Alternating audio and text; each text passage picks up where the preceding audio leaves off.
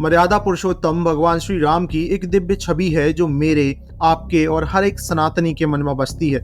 यह छवि किसी ने हमारे मस्तिष्क में गढ़ी नहीं है और इसकी भी प्रबल संभावना है कि हर एक सनातनी के मस्तिष्क में ये छवि एक अलग रूप रखती हो।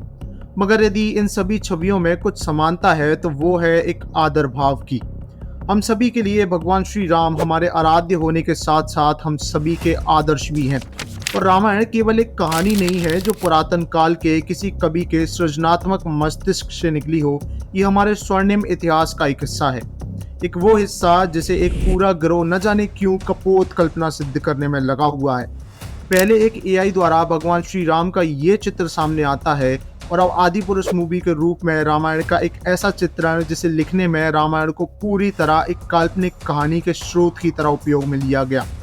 क्या आज इस क्रिएटिव फ्रीडम जैसे शब्द का प्रयोग में ला इतिहास से भी खेला जा सकता है?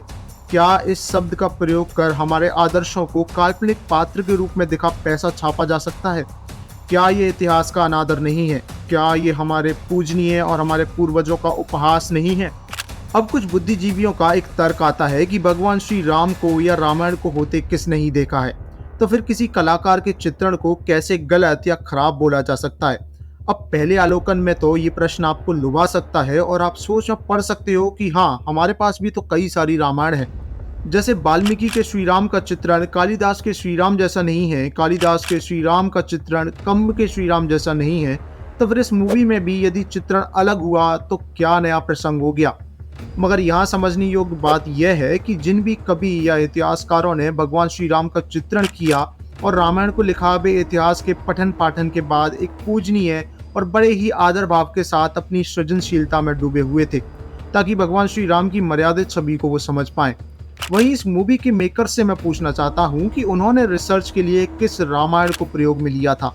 मैं पूछना चाहता हूँ कि रेफरेंस पर्पस के लिए इस मूवी के राइटर्स द्वारा किस रामायण को पढ़ा गया था, क्योंकि हनुमान जी के लिए ऐसा डायलॉग लिखा जाना कि कपड़ा और तेल तेरे बाप का, जलेगी भी तेरे बाप की, मुझे समझ नहीं आता ऐसा किस रामायण में कहाँ लिखा है। और ऐसा एक या दो डायलॉग नहीं है, मूवी ऐसी ही भाषा का उपयोग कर संवाद स्थापित करती है। हमारे आदर्श महापुरुषों का इस प्रकार का चित्रण इसलिए भी दुख देता है क्योंकि कई बार ये मूवी फॉर्म ऑफ आर्ट देश की छवि विश्व पटल पर रखती है।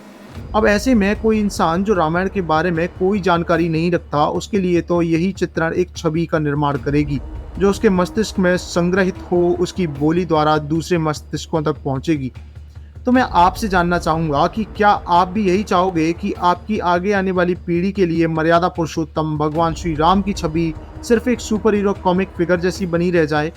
और यदि एआई वाले चित्रण पर भी मेरे विचार जानना चाहते हो तो स्क्रीन पर दिख रही मेरी इस वीडियो को चेकआउट करना बिल्कुल नहीं भूलना। बेस्ट साइंस एंड मैथ्स पर आपको आवाज़ फिर सुनाई देगी। जय श्री राम।